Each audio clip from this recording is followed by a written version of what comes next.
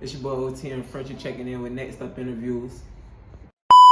Through your city, lurking, looking for a free coat. Quick to fuck your bitch, Frenchyy smoother than a ski slope. Cut the dope in triangles, some like Doritos. Weigh it up and bag it up and sell it to the Chicos. On speak bilingual, all I speak is currency, no. Clutching on the pistol, suited up like Al Pacino. Crackers asking questions, they Yo, what's up, OT and Frenchyy? Thank you for checking in with Nextup today. Yes, sir. Yes, sir. Yes, sir. So first, want to get a little bit of background on you. So, like, where you from? St. Petersburg, Florida, 727. Okay.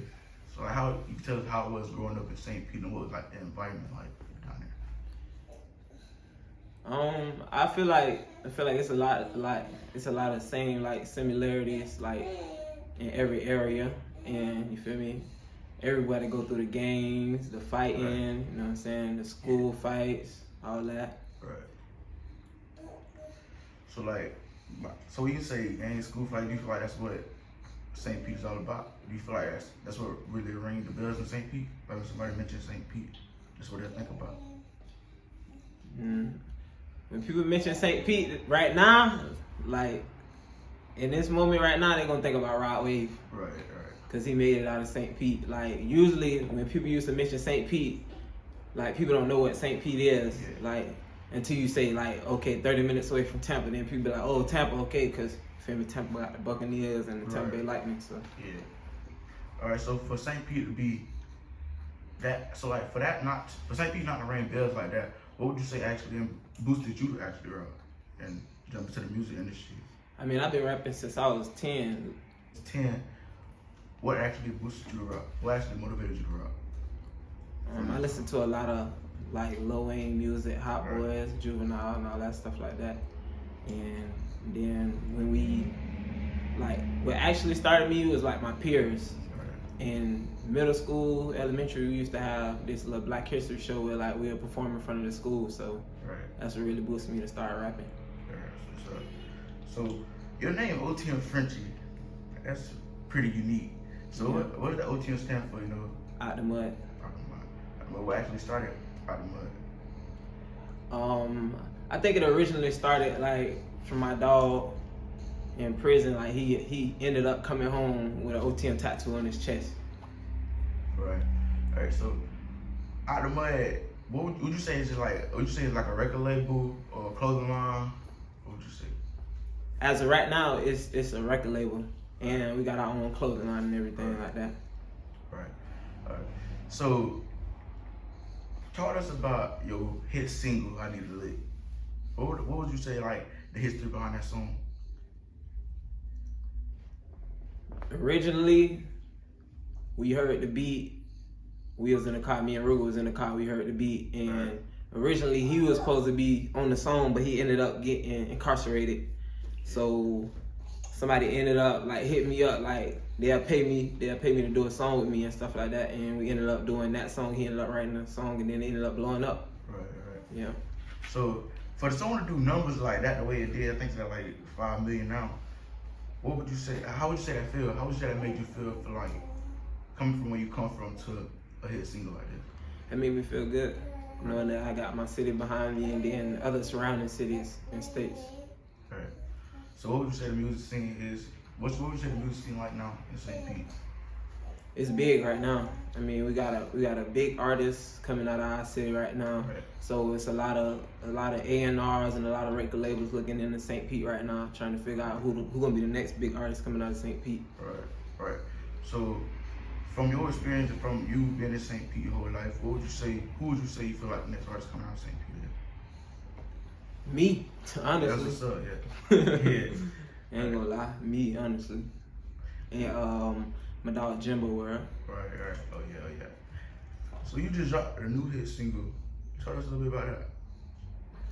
I just dropped my single Out on Bun. Right. I was originally supposed to been drop it, but like going through the complications with like the video and stuff like that, trying to get it together at the right time, I just ended up rushing the release date and ended up dropping it early, so people can, you know what I'm saying? Because the video that I had on Instagram, it was already up for about 2-3 weeks, and that hit about 30,000 on Instagram. So people constantly share it too. Yeah. So for the growth of that video, what would you say? How would you say that made you feel?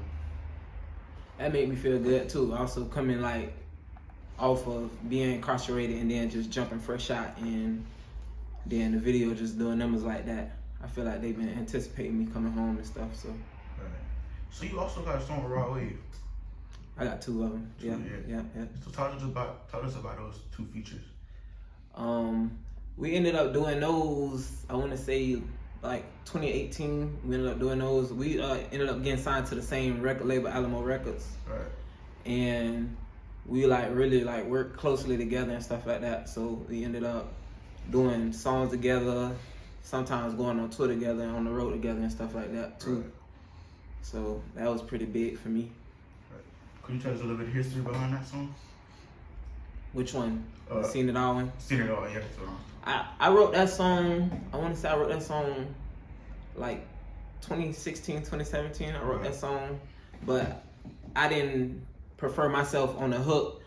I'd rather somebody else be on the hook that had a voice for singing and stuff like that. So I ended up contacting my people, and we ended up going to Rod Wave and having him do the hook for us. Right. Yep. Alright, so while we're on topic of features, you also have a song called For My Niggas by featuring Dirty T and Project Youngin. Tell us a little bit about that. Is Project Youngin from around here? Yeah, he from this city too. Right.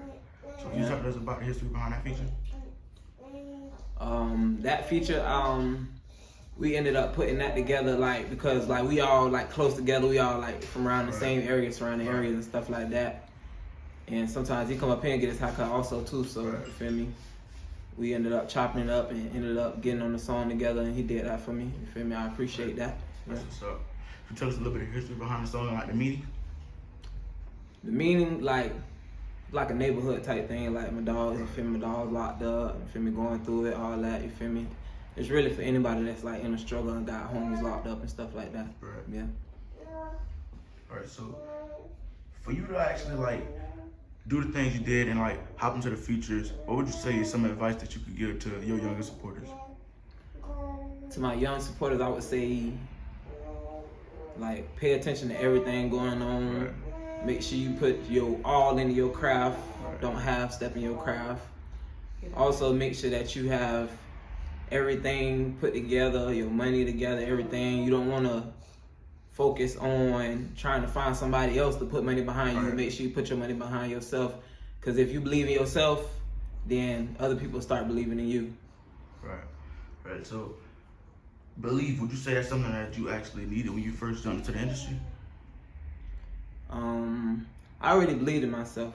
Right. Yeah, as a youngin', I always believed in myself. I always believed that I'd make it. I always told people, oh, I'm gonna be that jit on the TV one day. I'm gonna be that jit that, you know what I'm saying, get a lot of views, make a lot of money. Right. Like, and one of my songs that I ended up dropping when I got signed, I had already made that song like in 2015. It's called I Need More. When I was like, I'm trying to see 100 grand in my pants, and I ended up getting signed for 100,000. Yeah. So yeah. Right. Mm-hmm. So, what is your creative process like actually in the studio? Do you like write pen and pad, or is it off the dome? Yeah, I write pen and pad. Yeah, I carry my work with me all the time. Right. Sometimes I write in the phone, but I really like writing like pen and pad because I've been doing that since I was younger. Yeah. So like, do you prefer working? So like, I know you got a lot of features, but do you prefer working independently, or do you prefer with a team or with another artist? I prefer independent. Right. So could you tell us a little bit of a backstory, like why do you prefer independent? I feel like when you independent and you like doing everything on your own, you building your own fan base as far as you working with somebody else, and then they fan base building with your fan base. What do you feel like are some other things that you want to do in the rap industry, rap-wise? I feel like I want to, like, once I like really get to where I want to get, I feel like I want to reach out to like people that's trying to make it also, instead of having like them end up reaching out to a label or something like that, and they end up trying to finesse them out of their career and take their career and tarnish it, and then they don't have nothing going for themselves, and you feel me, they still stuck in the neighborhoods and stuff like that. Like, I'd rather reach out and help out like who I can help out. Right. What do you feel like would be a way to get you a step closer to doing that?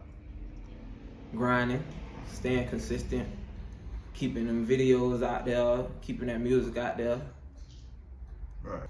So what do you think the next step is for you?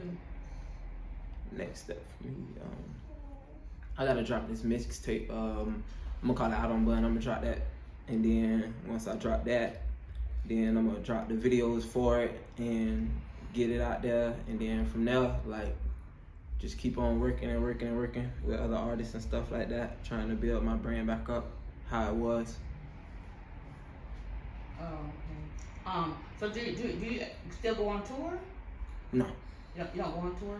No, I'm no longer signed to my record label that I was signed to. I ended up getting out of that deal in, I want to say January 2019. I ended up getting out of that deal because they had a lot of big artists on their label, and they was working more with like the heavy hitters on the label, other than the other artists on the label. So it's like they wasn't really hands on with all the artists and stuff like that, and it was kind of hard to like, for me, work through that without like any type of guidance or anything like that. So are you independent now? yeah. You're independent. Oh. So I hear independent is kind of better now. With like everyone on their own masters and so it's easier. So that's good. I'm proud of you for that. So kudos to you. Do you have any questions or anything that you want to let the world know or let Nextup viewers know? I mean, I don't really have no questions, but I just want everybody to be on the lookout for me, you know what I'm saying? I'm coming back out and finna get everything back in motion, and we finna take over the world. So if we want to book you, how will we reach out to book you? Instagram, or you can reach out to my manager, also Chill Will Fresh Cuts on Instagram. Feel me? Rod Wave Personal Barber. Yeah, just tap in. What's your Instagram? My Instagram is OTM Frenchyy with 2 Y's. OTM FRENCHYY. Yes, sir, man. I heard it here first, man. OTM Frenchyy just checked in on that stuff. Appreciate it. Yes, sir. Through your city, lurking, looking for a free coat. Quick to fuck your bitch, Frenchyy smoother than a ski slope. Cut the dope in triangles, some like Doritos. Weigh it up and bag it up and sell it to the Chicos. On speak bilingual, all I speak is currency, no. Clutching on the pistol, suited up like Al Pacino. Crackers asking questions, they